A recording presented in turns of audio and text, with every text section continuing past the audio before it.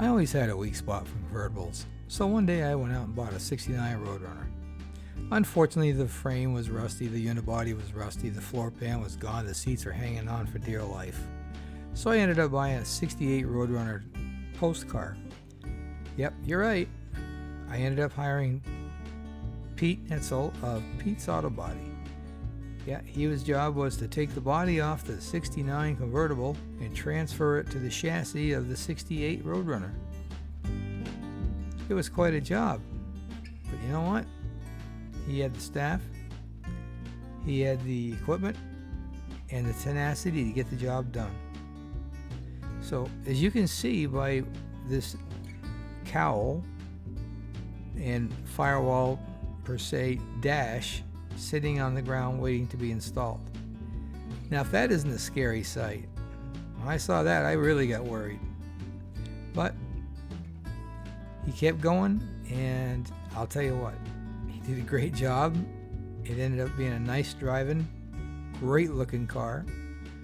The detail he spent. Oh, and by the way, take a look at that floor pan. See how solid that was? That's why I did it. It made the car a solid bodied convertible. Hard to find up in these parts. Here is the finished product. I couldn't ask for a better result. The car drove every bit as good as it looks, and I really enjoyed it. I took a lot of car shows with it, cruises. Never did make it to the drag strip. It's just a 383, so I didn't bother. But as what happens with most of my cars, after I've had them for a while, I decided I wanted to start another project, so I had to sell it to have the money to put into the next job. So somebody got a good car, I can't remember who. Thanks for watching.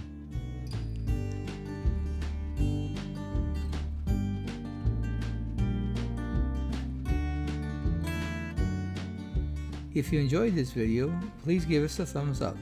And if you want to see more, please click on subscribe. Thank you.